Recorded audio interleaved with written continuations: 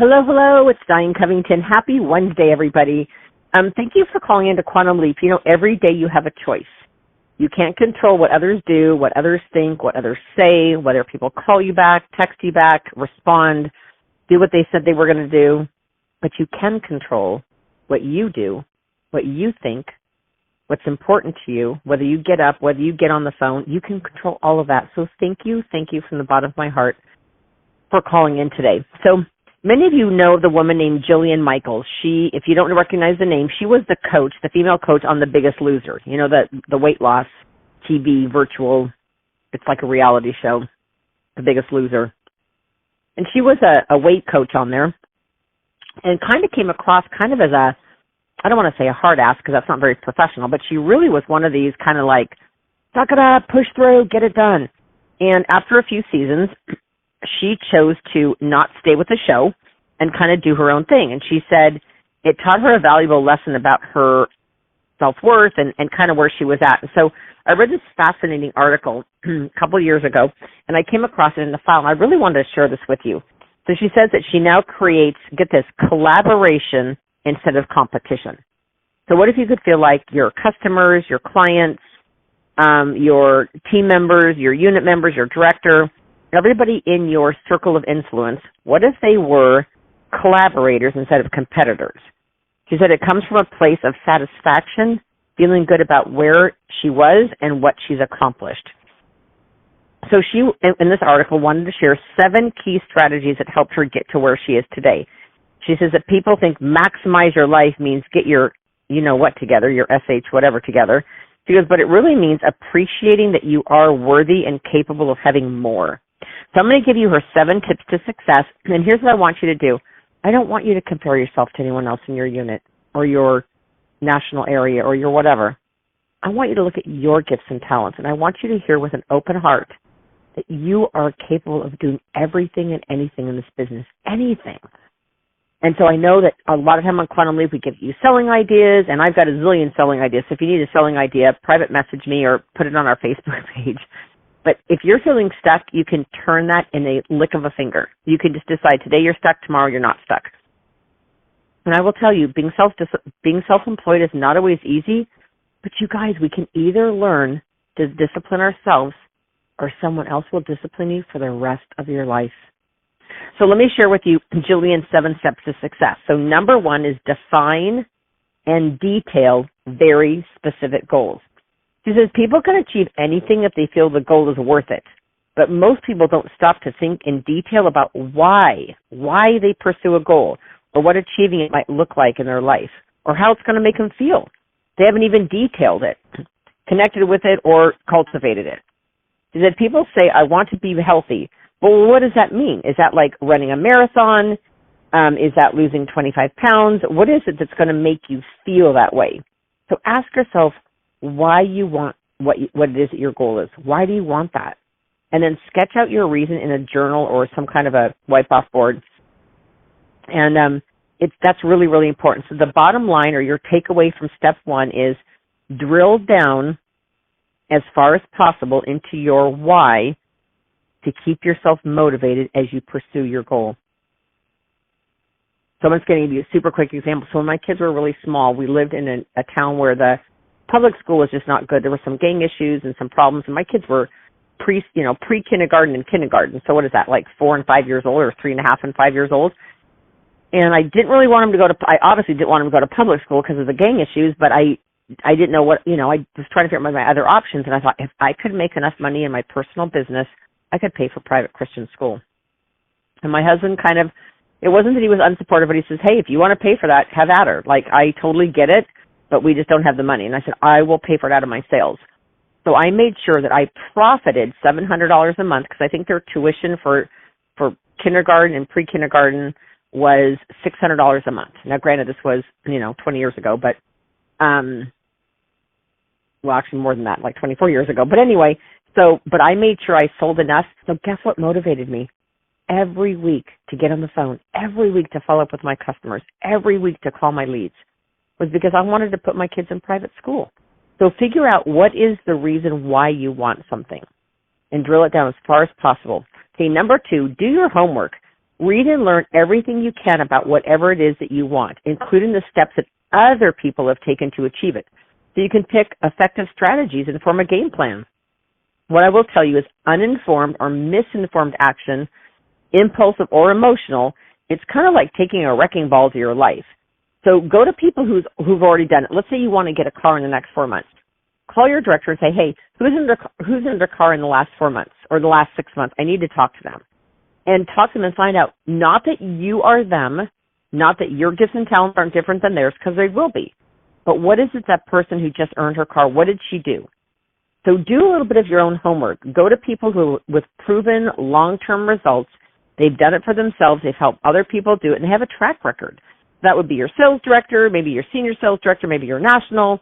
But people who've already done it have fallen down more times than you have. And so definitely reach out to those. Look for those super achievers. Some people study like Diane Sawyer, Madeleine Albright, Oprah, Eleanor Roosevelt. So what I want to ask you is, what was their trajectory? What was their education? Seek out a mentor. Maybe it's a Susie Orman or a Maria Shriver or whoever. But look at, maybe it's a Gloria Mayfield Banks. Look at who has done where it is that you want to go. Keep in mind that there are usually several ways to reach a goal. Just because one woman did it one way doesn't mean you have to do it that way, but find out what did they do to become successful. So the takeaway on step number 2 is study the method of someone you admire, then figure out how to mimic them in a way that fits your life. And I think that is such a great takeaway. Okay, step number 3 is make a goal pyramid. And this is literally like a triangle, an actual pyramid. So draw a pyramid on a piece of paper. Your long-term goal is at the very top. So she uses a weight example. So at the very top of this pyramid it says lose 25 pounds. And then what you do is the long-term is at the top, and then you start a business or go back to school, whatever, but then below it, break it down into specific monthly.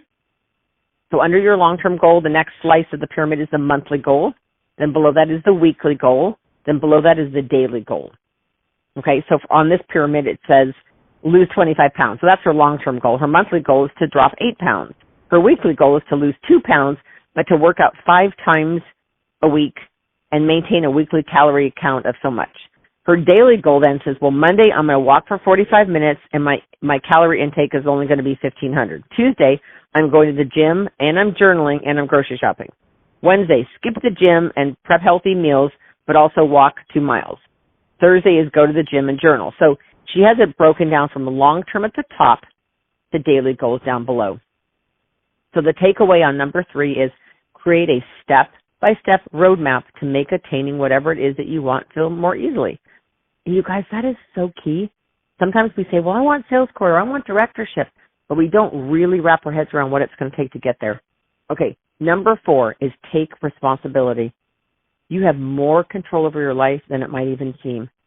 So accept that, yes, bad stuff is going to happen, and there are times when we are victims. It's how we respond and move forward that matters. You can be the victim and say things like, man, I keep dating these guys who aren't into me, or I can't turn these experiences into wisdom and power. But if you don't take responsibility for your life, you're not going to be able to change anything. So Jillian last season on the Greatest Loser, she said, I learned that I have to control the message that comes from everything I do so that it stays true to me.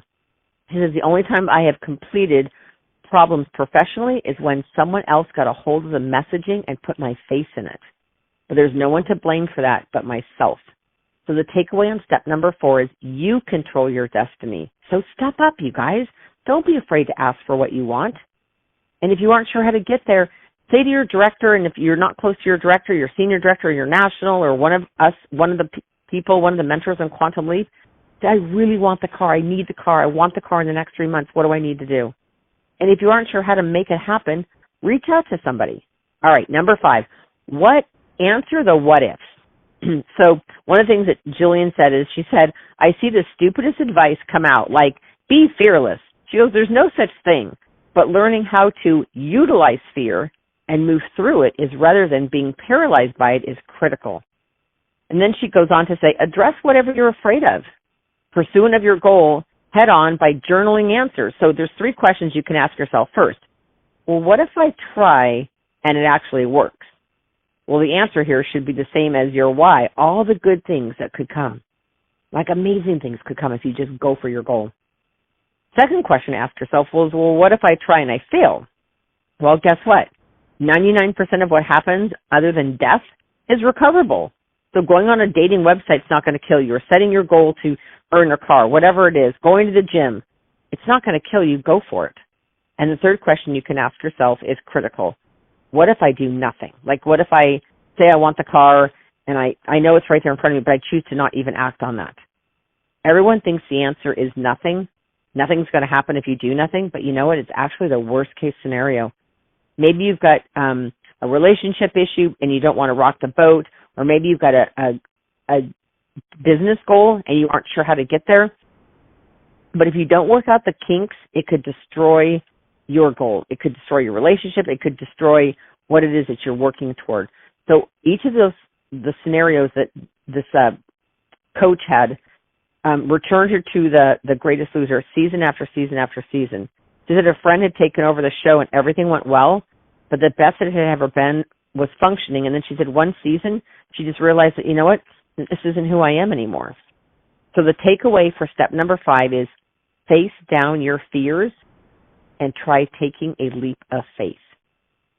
Face down your fears and try taking a leap of faith. Okay, step number 6 says pick up on patterns and pause.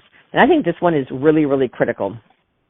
So pick up your patterns and pause means establish what dysfunction or negative patterns hold you back.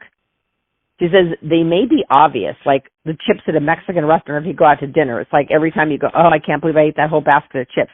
But pay attention to what patterns start to come up again and again. Your reaction is going to be impulsive and emotional. So the key is to pause and do the exact opposite. So whether you're going out to dinner and you're trying to be health conscious, or maybe you're thinking, every time I get on the phone, everybody says no, therefore I don't want to get on the phone. So if you're setting yourself up for that, and that's your pattern, you have to learn the lesson by dealing with the fact that if that's what you're expecting, that's what you're going to get more of. The bottom line on step 6 is study the way you react to the challenge. The next time a problem arises, consciously stop yourself and respond differently. So if you're doing phone calls tomorrow and you call 8 people and every person you think, oh, she's probably not going to buy, or she's probably not going to jump on either, or whatever, you know what? You can't expect that, because that's exactly what you're going to get. You're thinking, everybody wants me as their consultant. Everyone wants to do business with me. Everyone wants to join my team. Because honestly, there's some people out there that are not as fun as you, and people would be blessed to be on your team or blessed to be your customer. Okay, last but not least, number 7 is use mistakes, reframe failures. And I think this is something in Mary Kay that we don't always do as well. We don't look at our failures and figure out what it is that we did and how to make it better. So let's talk about using mistakes or reframing failures. Okay? So this particular coach, Jillian, says, I found the strength to ask what the other person had that I didn't. So what happened was she went into the interview for this job on the VH1 reality show right after she walked away from this other show, and they didn't pick her. They picked a different person. She's like, I didn't get the job. Like, are you kidding me? She was so, I don't want to say cocky, but so confident that she was going to get picked because of her previous experience with The Biggest Loser, and they didn't pick her. So she decided she could either have a pity party and feel humiliated, which she said she did feel humiliated, but she says, I found that the strength was to ask, what does the other person have that I didn't have? She said it turned out that she played up on her, what was her, she needed to play up on her strength. So the bottom line for number 7, and our last one is, write this down, think of mistakes as teachable moments. Think of mistakes as teachable moments. So try not to say, I'm a failure. Instead, ask, what can I do better? What did I do wrong? And then improve on that. Then reapproach. Then reset. So you guys, you know what? What I will tell you, in the next 8 days or 9 days, amazing things are going to happen. People are going, because shipping is all messed up through UPS, FedEx, Amazon, whatever, people are having a really hard time getting product, getting their holiday gifts, getting anything delivered in time. I think most people are going to get a lot of paper certificates. So if you've got inventory and product on your shelf, reach out. People don't know that you do. Let them know that that you've got an executive or a professional gift buying service and that you are there to take care of their needs and that you will take orders and deliver through December, whatever the date is you want to work, 21st, 22nd, 23rd, 24th, whatever day you decide. You guys, there are so many people out there. But I wanted to share that article with you from Jillian because honestly, there's nothing that could possibly hold you back. Nothing but you. Nothing could hold you back. So I really hope you take all 7 of those steps and put them into action. Know how much all of the Quantum Leap directors believe in you. And you know what? They used to say, don't go inside your head. It's a dangerous place to go. Be really careful what self-talk you're saying. Like at my meeting, I had actually a consultant because we had a gal that had a $1,000 week and another gal who had a $600 week. And then one of my new consultants said, well, my week was only $150. I guess I'm just not as good as they are. And it's like, wait a minute, you've been in Mary Kay 2 weeks. Like, do you know what I'm saying? It's like, don't compare your weaknesses to everybody else's strengths. So run in your own lane. Stay focused, stay powerful, and I want to challenge you to sell 2 items a day every day for the next 8 days. Every single day, all the way to Christmas Eve, to sell 2 things. They could be little things, big things, it doesn't matter. Just keep the momentum going. You guys, there's nothing you can't do. Thank you so much for calling in. I appreciate you and your time, and I just know greatness is literally right around the corner for you. All right, you guys, have a great Wednesday. Bye-bye.